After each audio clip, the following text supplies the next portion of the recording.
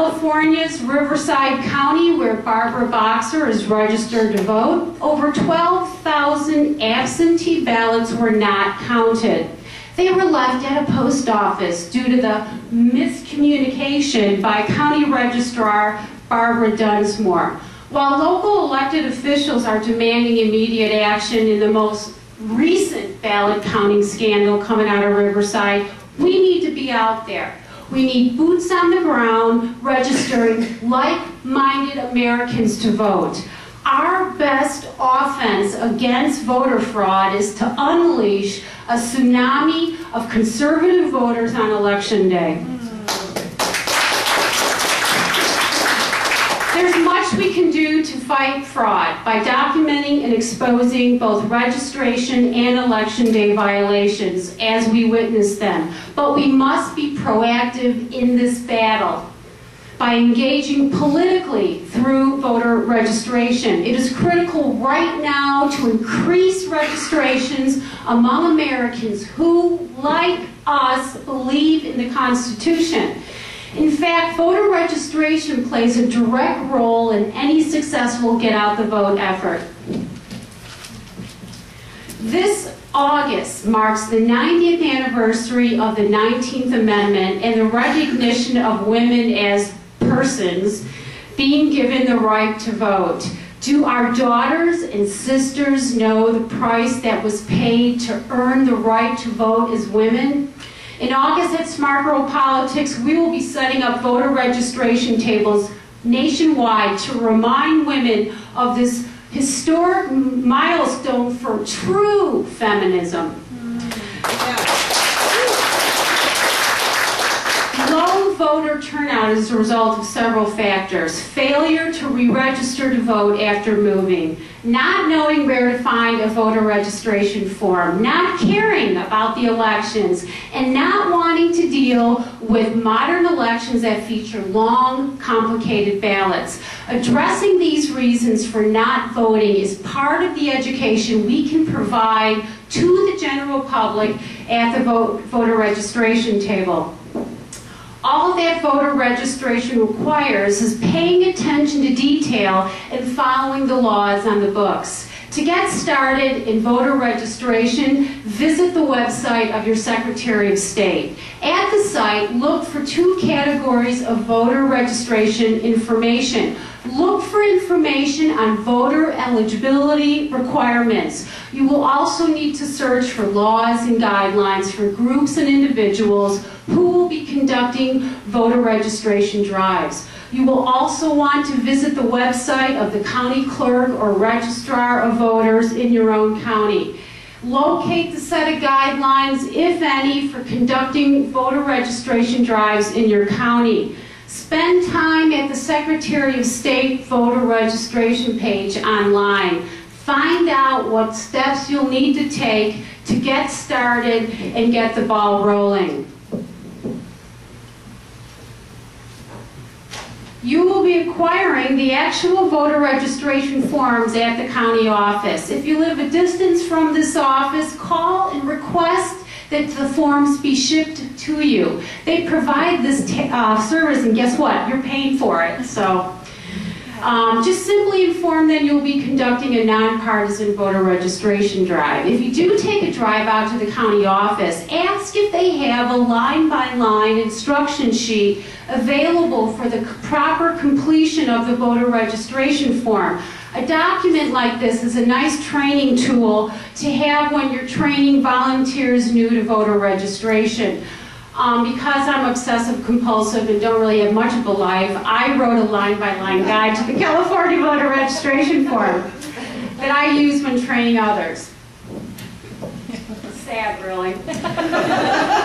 Now that you've got your voter registration form, take out a highlighter and mark every single box on that form. Fill the form out yourself. Become completely familiar with the form. This exercise not only helps us become comfortable with every single question on the form, but also it equips us to assist people in completing the form. I think I'm ahead of myself. Okay.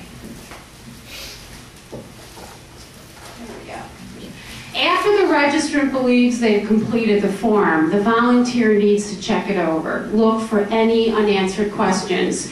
If there's an excessive amount of information that's crossed out, or if it's a complete mess, really, it may be in the best interest of the person to start over, to ensure that the form is processed. This is the time that you want to remind people that it only takes a few minutes to fill out a form. And if you need to, remind them that the right to vote was a hard-earned privilege as well as the duty of a responsible citizen.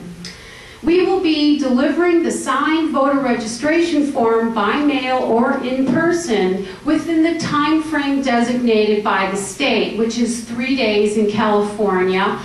I spoke in Colorado. It's 2 weeks in Colorado.